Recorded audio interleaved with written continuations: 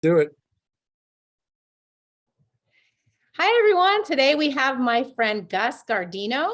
He is a trainer, a therapist, and a biomechanics specialist, and he'll tell you at the end how to reach out to him. This is part one. He's going to give a lot more details about his life and what happened to him with near-death experience and other things in part two. But here's part one, and Gus is going to give us a summary of his journey and his near-death experience. Thanks, Gus. You're welcome, Melissa. Anyway, okay, so December 29th, 1987, I was a store manager for Hughes Market and had just gone to the safe with my bookkeeper and a couple of my clerks and stuff like that, taking the prior day's receipts out. And we were walking back to the cash office, and as I turned the last corner or past the last aisle in the store, there was a sense that something was close, right? So I turned my head and looked, and all I saw was like a blur right in front of my face, about a foot away, something like that. And what it was later, okay, which I'll explain in a little bit, was it was actually a gun. As I looked, I reacted to the thing close to my face, the gun close to my face. The guy pulled the trigger at the same time. So the bullet hit me in the side of the face over here and came out over here. And I spun around, ended up on the floor. Now I stayed conscious for the whole thing, which was really interesting because I actually asked my receiver, who happened to be there talking to me on the floor. I said, did he shoot me? Because I recall from when I had been in school years ago that one of my professors had told me or told us that if you ever get shot in the head, you won't hear the gun go off. Well, I heard the gun go off. Okay, so I thought he missed me and I was just blind because of the, powder or whatever, that kind of thing. But I thought he missed me because I felt, pretty much fine. I mean, I was talking just like I'm talking to you. Anyway, so the paramedics came and they picked me up and we did our thing and we went to UCLA. Fortunately, I was very close to UCLA and to the trauma unit. And in there, cops were talking to me because I was still conscious and I still couldn't see. And I guess we can go into the cop thing later, but at any point, there was about the last thing I remembered was I started seeing kind of like just a real dim kind of light above me. Okay, it was like flickery little thing. Okay, and I assumed it was the lights in the the trauma unit there, but that was the last thing I remembered. Now between December 29th and January 5th, which is when I actually woke up in a real room, from what I understand, I was in intensive care.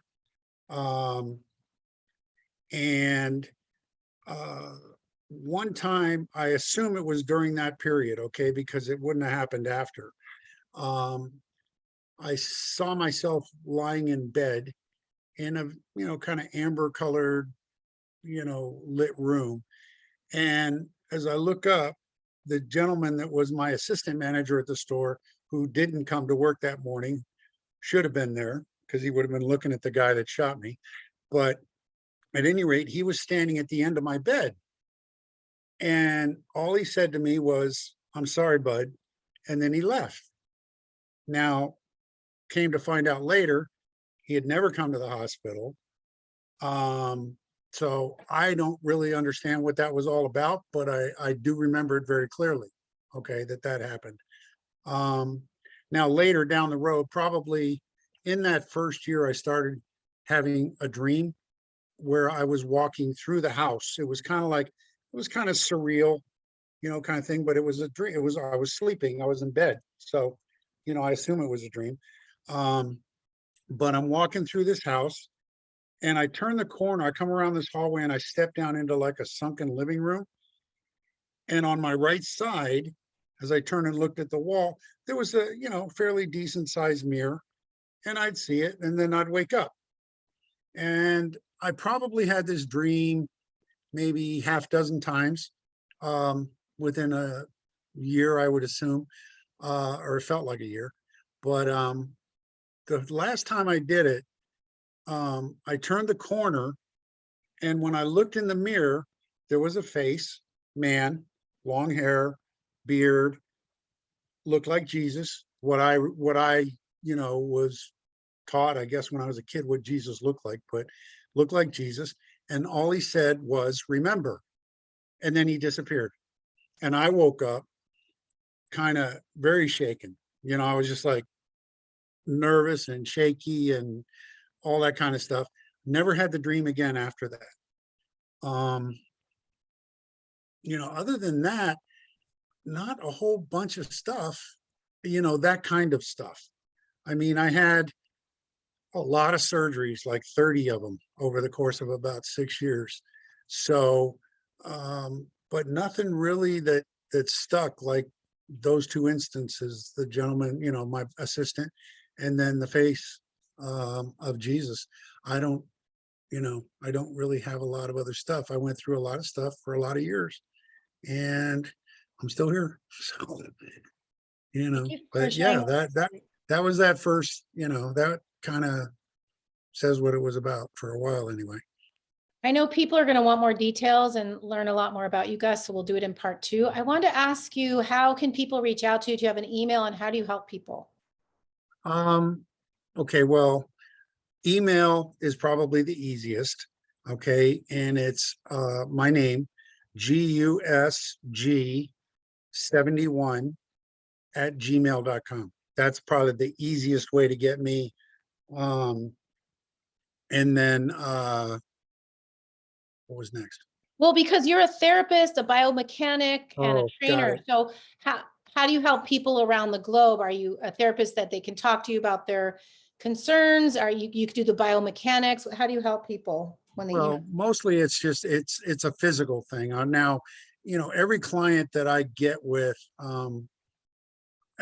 as a trainer, therapist, biomechanist, what I'm doing primarily is I'm post physical therapy. People have a long way to go after their 12 visits or whatever physical therapy does for them to get back to normal. So what biomechanics is about, body movement, and I teach people how to move again so that they may have a knee replacement or a hip replacement or a shoulder replacement, or they tore an ACL or whatever. I'm rehabbing that for them on a higher level than they would have gotten in physical therapy, because physical therapy is only going to get you functional. And if people stop there, they're not going to have that kind of a life where it's like, well, I can move around, I can do what I want to do, I can dance, I can do, so I spend a lot of time with people, helping them with their pain, rehabilitation from those kind of injuries and stuff. And, with anybody that really has gone through anything like that, there's some psychology involved in it. I spend a lot of time talking to these people and figuring out what's wrong and how to fix it. And then they ask more questions, and then we go, and you get into it gets very personal from that standpoint. So although it's not part of my classification, I guess, or certification, I do a lot of, I guess, counseling in that respect, that I help people kind of deal with. And that comes from what happened to me. I mean, trauma is trauma, whether it's your dog died or you got shot. It's the same thing. And people go through it, and it's a pattern, and sometimes they're down, and sometimes they're up. And you have to go through that, but you tie that into the physical part. I think the mental part helps them get better a little bit quicker. And especially if they understand what they're doing and why they're doing it, which is what I spend an awful lot of time doing. You're doing this because this is going to release the pressure here, and you'll feel better over here where you have the pain because of that, this particular exercise. So there's no clear-cut recipe for what I do. It's kind of, everybody's different, taller, bigger, wider, whatever. So you have to take each case as an individual thing and figure out, okay, how do I relieve this person's pain, and how do I help them get back to walking or writing or throwing or whatever they want to do, whatever their, passion in life is. So I do that every day, all day. It's a lot of fun. I actually really do love what I do. A lot of what I do with people is a result of what I did for me after I got shot.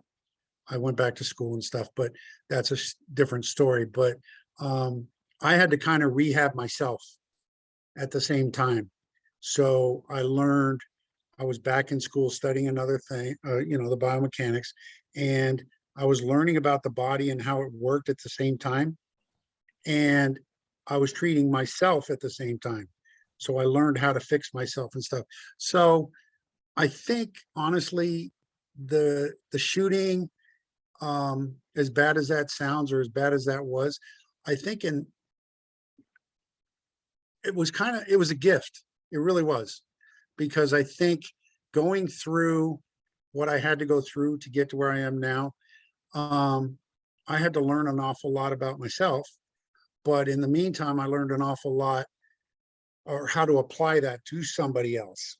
And that's what really, I don't know, it's kind of a sense. It's just weird. I can watch somebody walk and I can tell what's wrong with them, or I can, the way they're standing or the way their shoulders are or something like that. And I can tell what's wrong with them without actually taking x-rays or MRIs or any of that kind of stuff. So it's interesting. It's just, it keeps me very interested actually all the time, because I enjoy watching people feel better. So that's what I do. Thank you, Gus, and thank you everyone for You're welcome. watching. I'm going to put in the notes in the description if you click that little arrow. And don't forget to hit subscribe so you can hear more wonderful and inspiring stories like Gus. Thank you so much for sharing, Gus.